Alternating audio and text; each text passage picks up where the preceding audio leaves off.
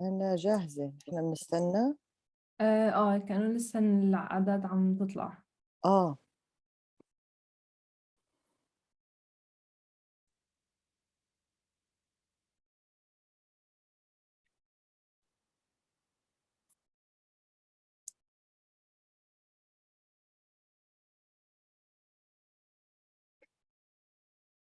إحنا بالإنجليزي مظبوط، عشان مخي قلبه مظبوط. صحيح. Good morning Dr. سعد. هلا هن مش شايفيننا ولا شايفيننا؟ لا هن شايفيننا. سامعيننا. أهلا وسهلا بالجميع ولا لا؟ تمام رح نبدأ. ناخد Q&A بالأخير. تمام. Hi everyone and welcome. Good morning, good afternoon, or good evening, depending on where you are right now in the world. I'm in Madrid, so good morning, buenos dias. My name is Dana, and I'm a volunteer at SASTA, Society for the Advancement of Science and Technology in the Arab World. We are the conference main organizer. SASTA is a non-profit organization which aims at improving the quality of research in the Arab world. We use different strategies for that.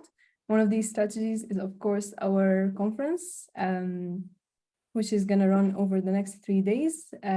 It's going to highlight the stories, challenges, and lessons learned from diasporas all over the world. So stay tuned. I want to welcome you again. We are very happy to have you with us today in our first session of our first day of the Global Conference for Diaspora Networks and Science. This conference is a dream that has come true for us.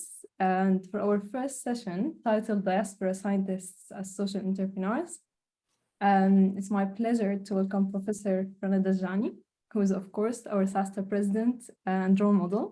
She is the founder of the initiative We Love Reading, which fosters a lifelong love for reading. She's a professor of molecular biology, cell biology, at the Hashemite University in Jordan. And she has joined the list of the 100 most influential Arab women and received the Jacob Social Entrepreneur Award. You can also, of course, check out her book, 5 Scars, which aims at redefining success. Welcome, Professor Rana. Thank you. Thank you very much. Welcome everyone, wherever you are in the world. Assalamu alaikum. Peace upon you all. I'm delighted to be with you today, to join. And in these 3 days, I look forward to sharing and learning and listening and working together to make this world a better place for everyone. The world needs everyone. I'm actually now in New York. It's very early in the morning. It's 2:30 a.m., but we're all excited because of the UN General Assembly that's happening right now, and how the whole world is focused on trying to see how we can make this world a better place. Can we achieve the Sustainable Development Goals in time? We're in a time of crisis, natural disasters, wars, a lot of social injustice going on, coming out of a pandemic. And so we need every hand on deck. Hence the importance of this conference that we are starting today, and hope to continue this journey in the years to come with you, with all of you. What I want to talk about today with you is an observation that I want to share with you, and I hope that we'll get feedback from you now and then in the next 3 days and then beyond. You know, the whole conference is about harnessing the potential of scientists in diaspora. Many of us from every country around the world, we move to other countries for different purposes, in seeking knowledge, seeking a better life, seeking a career, a path of success that we cannot attain within our own countries. And this is not just about lower and middle income countries. It's every country. People need to travel to learn about other cultures and contexts. And as scientists, we do that because we're pursuing knowledge. We're seeking, how to do better science. And so yet we belong, we're connected to our culture, to our heritage, to where we come from, in the different capacities we've left our countries in this journey of seeking knowledge. So the idea is, how can we help each other to give back? Now, typically, and this is what the conference is going to be talking about, that how we give back as scientists to science, or to academia, or to governments. in terms of how can science inform policy and diplomacy. But I want to talk about a totally different giving back to the community. That's what I want to talk about. How can we harness the knowledge, the expertise, and the experience of the scientists in diaspora to give back to their communities to help them solve the local challenges in the local communities? What do scientists do? They observe, right? That's what we do. This is the scientific method. We observe around us, and this observation makes us think and start asking questions, pursuing our innate curiosity, what makes us human, and that's how we survived as a species. And then we start trying to answer those questions. And as we start answering them, we're producing hypotheses that we test.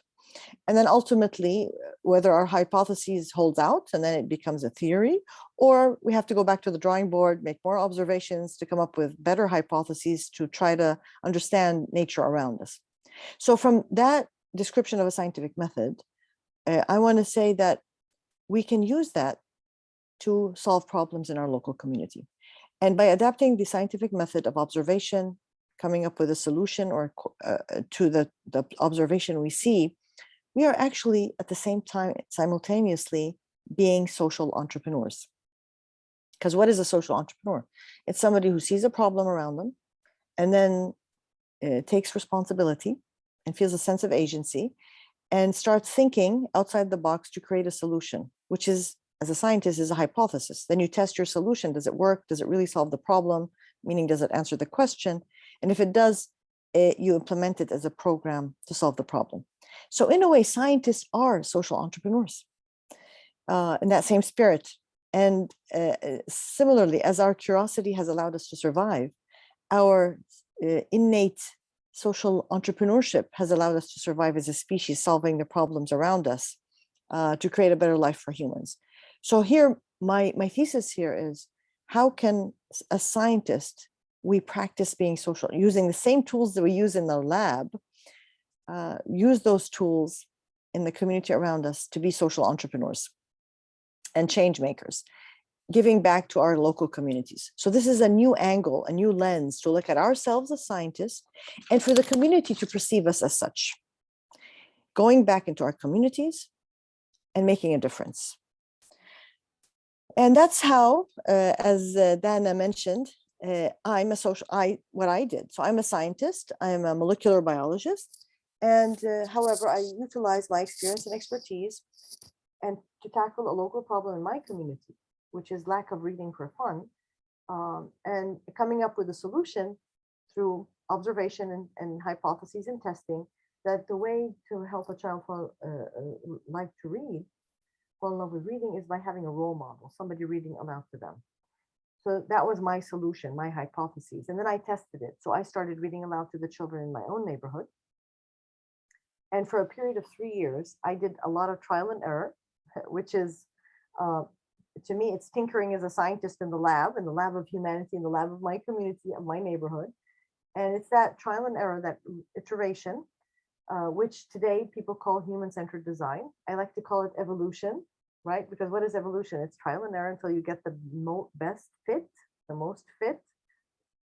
And that's, excuse me, can we mute? Can we mute? Can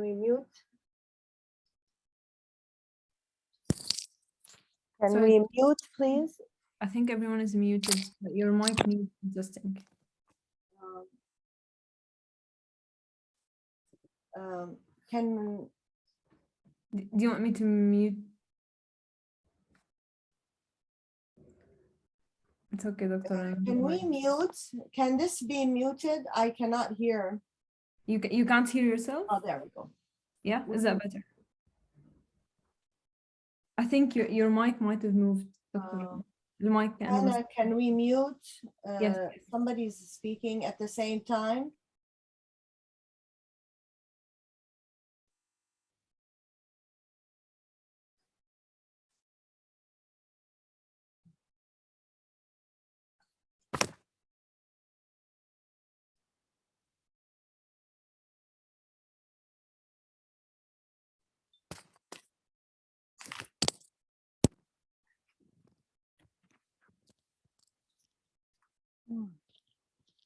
Hello? Oh, sorry, I got cut off. Yes, so I apologize. Something happened. Yes, so that's what happened with We Love Reading. And through that trial and error that I call evolution, I was able to come up with a solution, which is a program that I was able to implement and now scale to become a training program for women and men around the world to train how to read aloud as an art and to gather children and read aloud to them in their native language in their community. So to me, the question here is, can we reimagine scientists as social entrepreneurs?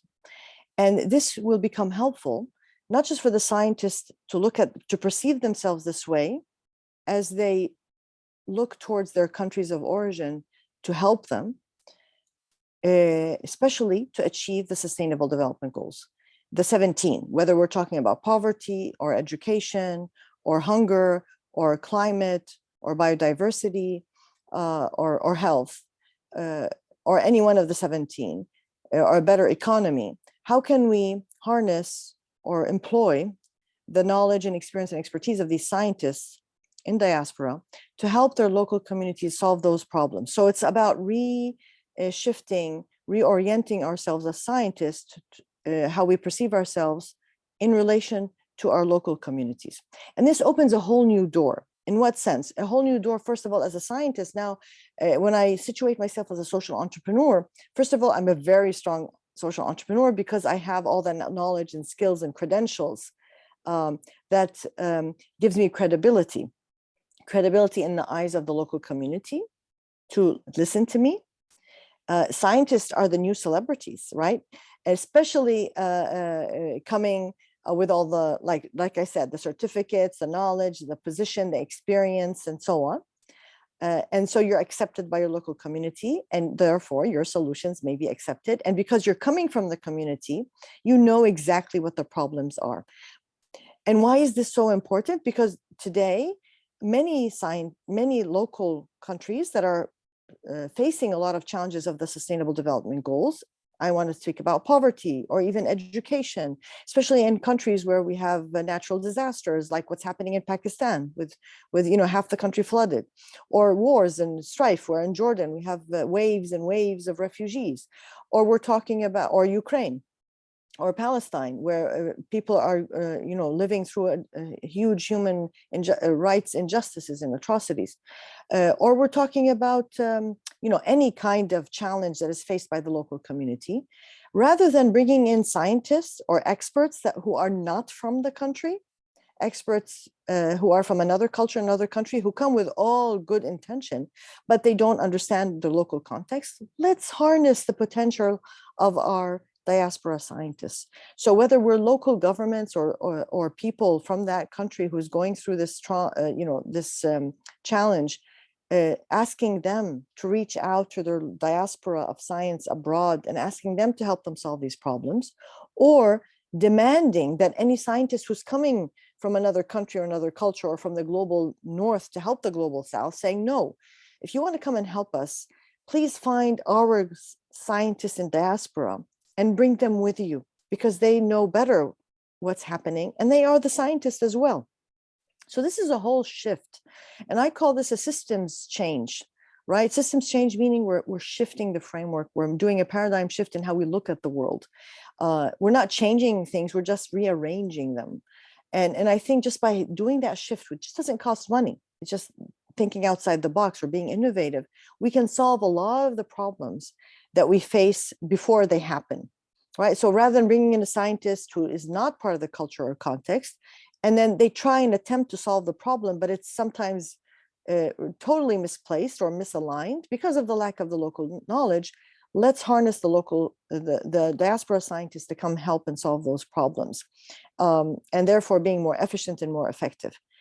So that's one. Two, when I harness the scientists to be the social entrepreneur, giving back to their community with this lens, that scientist now, as a social entrepreneur, has a whole range of funds that's open to them, that they can apply to, that are not scientific funds, but funds targeted to achieve the sustainable development goals in their home countries, in their countries of origin. So, because one of the other challenges is funding, money. And so by situating ourselves, not as scientists, but as scientists, social entrepreneurs, we unlock that potential. And we are more credible for the funder as well. So similarly, as we are more credible to the local community, now we're also more credible to the funder to fund us to help solve the problem of the local community. And slowly I'm turning the scientist to become a kind of celebrity or a change maker, if you want, giving back to their community in that sense. And the third point is, as a scientist trying to tackle these problems, who is local or comes from that country and is familiar with the context, that scientist is bringing in practical, tested solutions based or immersed in evidence, right? Because you're a scientist, so you do things that are evidence-based. You know how to ask the right questions. And so the solutions that you will be proposing or working with the local community can be tested and therefore are efficient, are effective, and more importantly, because they're owned by the community, they're going to be sustainable. All the hallmarks of good funding and good projects or programs that will continue. And so from this thing, I urge scientists to think, for the audience who are scientists, to think about that, reflect upon it, and think of themselves in that lens. For governments who are listening, to think also of reaching out to scientists using this approach or this strategy, and accepting it if they come with this approach. And then for local community, to reach out to who they know from their local community, who is a scientist in diaspora, inviting them, having a dialogue to come and talk about these issues of what are their challenges in their local community. And that way, it's not that just we will solve the sustainable development goals, hopefully in time, or at least faster, in a more efficient way, but these solutions will be taken up and more practical. But as scientists, we will be doing better science, right? And this is a call about interdisciplinarity. So it's not just being the scientist in our own silo, but thinking outside the box, meeting with other scientists, going interdisciplinary, and thinking, okay, if I want to solve a problem, because most problems that are local, that address the SDGs, Sustainable Development Goals, are not siloed. You can't solve one of those challenges without thinking of all the challenges that around us. So for example, if I want to solve a problem with education, right, I need to not just think of a lens of education, I need to think of psychology, I need to think of biology, because any education program is affecting our brain and how it functions. And now today we're tying neuroscience and brain function with education and psychology and mental health. So they're all connected. So this also opens a whole opportunity of creating teams from different disciplines to work together to try to understand what's happening on the ground.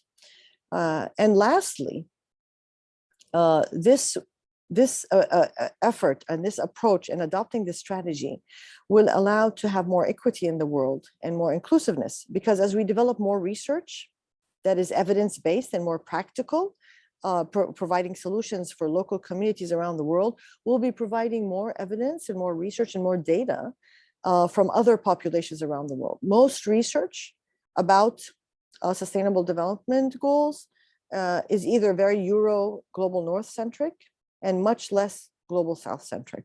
So by harnessing the potential of our scientists in diaspora to go back and create scientific research to solve problems within their local communities, we'll be creating a plethora of evidence that can contribute to the global evidence, and will help not just the global South, will help humanity across the globe. We've seen from the pandemic that no longer can we split and say, oh, I'm okay in my own country and I really don't care about what's happening around me. Viruses don't know boundaries, and similarly, natural disasters don't know boundaries, and climate change doesn't know a boundary. We all live together on this earth, and if we don't take care of it, it's going to affect us all. And so from that philosophy also, we need our scientists in diaspora to come back to our countries. They don't have to leave their countries where they've moved, but to come back eventually sporadically, regularly, and try to solve those problems in this way, in this approach, to make a difference for the whole world. So I'm going to stop there. And in the last few minutes, I'd like to listen to reflections, comments, critiques, or any questions to that matter. So I open the floor. And Dana, if you want to share any of the, if we have questions in the Q&A or in the chat. Thank you very much, Dr. Rona. Yes, of course. Please, everyone, feel free to send in any questions.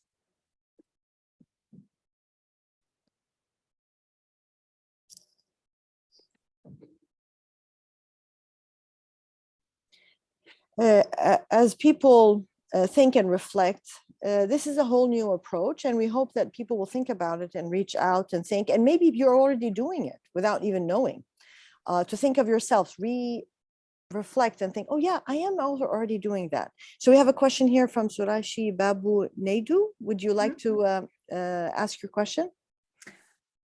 I think she's written a comment. She's saying that you're a real social entrepreneur and excellent scientist. We have excellent teams of like-minded group in DUT and would like to explore collaboration work with your team. Let me know your thoughts on this email. Absolutely, absolutely. I would love to work with you, and this is one of the reasons we're having this session within this conference. And I will put my email into the chat, and we can follow up from there. Excellent. And maybe this will be, because one of the objectives of this conference is to come up with a report on our findings, like what are the challenges that diaspora scientists face and what are the possible solutions.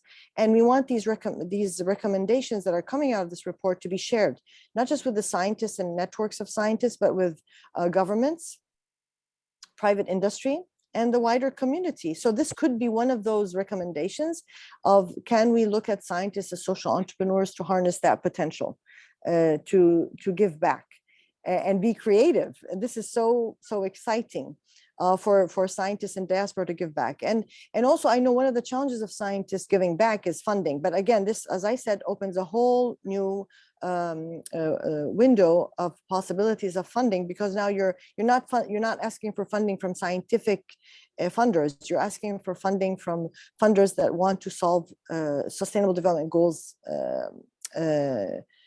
problems or challenges that are being faced by the different countries. And again, this could open a whole new arm for our work, and we would love to work with you from SASTA on that, whoever you are, whatever kind of diaspora you are, to share our experience and our expertise. Dr. Rana, I think we have a question from Maria Gallo. What would you recommend is the first step a person should do to begin this process of becoming a social entrepreneur in their local communities to create trust along with credibility? Oh, excellent question, Maria. Thank you for asking it.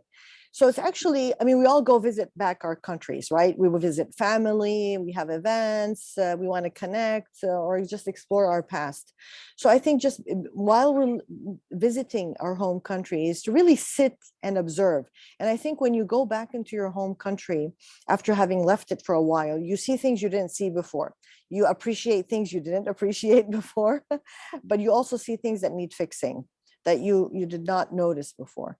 And I think those are the things that you should hone onto and think, okay, what can I do about this, right? And then put your scientific thinking hat. Don't think yourself as oh, I'm a member of the community. Try to zoom out and be the scientist who's observing and think, okay, what is that problem? Try to define it, read about it, and then, because you're local, you know the local context, start thinking, how can I solve it, right? And then you could do trial and error. And if you have to leave, you can ask people to do those experiments, trying little things and saying, does it work or doesn't work? So you turn your local community into a kind of a lab, right? And even if it's not your field, right? You're a biochemist, you're a physicist, but you have the thinking, the critical mind. So you just test these little hypotheses and you see if they work or not. Let people document what's happening. Share a diary of testing those solutions. And it may be not you coming up with a solution, but you instigating a conversation in the local community to think of a solution. And then you think about that together. And then it's a back and forth trial and error testing until you come up with what you think is the best one for that time. And that could keep changing, right? It's a journey of change. And that's where you start.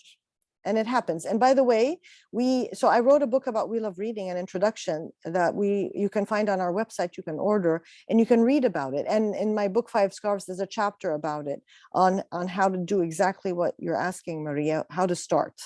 And it's about following your gut feeling as a scientist and trying to find the best solution. Sorry, Dr. Rana, it's a question from me. What are the challenges that you found in the local people? Like, what kind of challenges that faced you from that people that you tried to make the change with? Oh, that's a great question as well.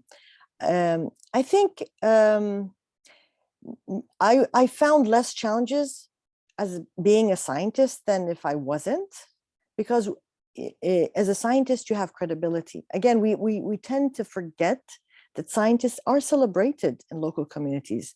They're considered sources of knowledge. Usually we look at communities, we give them either religious figures to lead, or celebrities, the typical ones that are on the media. But scientists are celebrities. We just forget it. So and I feel when I present myself as a scientist, people look up to me. They look up because they have questions. They want to know whether you're a biologist, or you're a mental health expert, or you're an education scientist, or even a physicist. When you talk about the world and give facts and explain things, people are in awe, especially the younger people, even the older people. Everybody loves somebody who has knowledge, wisdom. And so that opens so many doors and reduces the barriers, right? And the challenges. And maybe one of the things maybe in a community is people are not used to perceiving, when you go home to your country, you're not going home as a scientist. Usually you're going home as the daughter, the sister, or the brother, or the son, back to your family. And you immerse yourself in that kind of mindset and you forget you're a scientist. So and maybe that's a challenge. So many of the challenges are inner, right? Not from the community. It's how you perceive yourself and how you present yourself. So yes, you are the brother, the son, the daughter, but also present yourself as the scientist who wants to help. But again, you have to be careful. You're not the person who knows it all, right? Because that immediately people think, oh, you've gone to another country. Now you think you're going to know what it's all right? now. Right. So always be humble. And it's a conversation, like I said earlier, it's a dialogue. Initiate a conversation. You see something you think is right, say, well, let's think about this together, right? Let's try to solve this together. I think this could be done better. What do you think, right? Or could, you're the you could tell, you flip it, tell them you're the expert, you're living here. And you could start asking questions. And questions make people think. And if you let them be in the driving seat, and you slowly nudge them. It's like being a teacher. And most scientists are teachers or educators, right? You should never tell your student, this is how you should think. You're the guide on the side. You're not the sage on the stage. So similarly, as a teacher, as an educator, also as a community member, it's about thinking together collectively, because otherwise the community will not be receptive to your ideas and suggestions. But more importantly, they won't take it, right? And there will be no ownership. And you're going to go back to your country where you're working, and they're going to stay in the country. So you have to be humble. You have to work with them and create this collaborative effort of co-designing, because they're there. They're trying. You're not there unless you want to move there. And you have to work together. Definitely. Thank you, Dr. Rana. And I think we just have a couple of notes. I think Olobonmi, I'm really sorry if I said the name wrong, was asking if a mathematician can be a member of your research team. Oh, of course. And yeah. I mean, reach out to me and we'll have a conversation. Again, science is no longer siloed. You can't do any kind of science without having a team of experts, from statisticians to mental health experts to psychology, because we need to weave our science that's happening in the lab with what's happening outside in the community. And we learn from each other all the time, right? Nobody knows everything. And that makes us better scientists and better serve humanity. Definitely. Just two very quick last questions, Dr. Rana. I think Manzoor has asked a scientist in many how do you plan to take the program in other countries?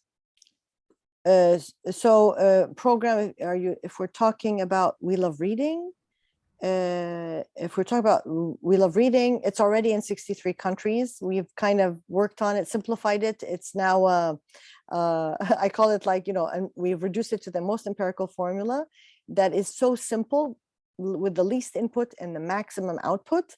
So it's a free online training, very short training in 10 languages and counting. So anybody who has a new language, we'll translate it for them. It's free online, very low tech, so it can reach everybody. And anybody can pick it up and start it in their own country. Just reach out to us at welovereading.org. It's very simple. We Love Reading. Just remember it as a sentence.org. And we would, whether on Facebook or any social media. Great, thank you. One last question. Would you like to have country chapters of the program? Oh, yeah, like I said, it's been called a social movement, a good virus spreading all over the world. So anybody can do it. And it's you, the person who wants to do it in their own country, in their own neighborhood, can pick it up and do it whenever, however way they want. And actually, we learn from you because you are the local context. I don't know what the best thing to do in Uganda or Vietnam or Malawi or Mali or Madagascar or Ecuador. You do. So we just give you some tools, but then you are the one who will take it beyond. And to me, this is a reflection of biology, which is, I've been informed by nature. I've been informed by my science in developing this program, which is this balance between universality, right, and uniqueness. And that's what nature is all about. We all are made of DNA, but we're all so diverse. Similarly, our program is so simple, like DNA, but because it's universal, anybody can take it and adapt it and make it unique to them. So yes, please reach out and think about other problems, right? It doesn't have to be reading. That's what was my passion. But there are plenty of problems, as somebody mentioned in the chat, that we can address using our scientific hat to make a difference in this world. And by the way, this gives us purpose, right? Because we feel, you wake up, you think, what am I going to do? How am I going to help this world? I mean, if you hear the news, it's very disappointing and very distressing. But when you think, okay, I'm the scientist, I'm going to use my skills, which I already have, and I'm going to try to do something today, just one little thing. And believe me, that little thing will grow and grow. It's the butterfly effect, again, from physics, the chaos theory. When a butterfly flutters its wings, it moves the air a centimeter. That results in a hurricane beyond time and space that we can imagine. And that's what, good is about. We know Gandhi said, be the change you want to see in the world. Or Muhammad, peace be upon him, said, everyone is a guardian. So be a guardian, be the change maker. You can do it. And remember, everybody's DNA is special. So you are special and you have something to give to the world. So believe in yourself, trust yourself, and go out and make a difference. Thank you so much, Dr. Rana. Definitely a very, very inspiring talk. And please stay tuned because Dr. Rana has many talks coming on the next 3 days. And we love talking science as well. Thank you, Dr. Rana. It was very inspiring. And I hope you all enjoy the rest of your day and the rest of our talks as well. See you in the rest of the talks. Please join and contribute. Thank you very much.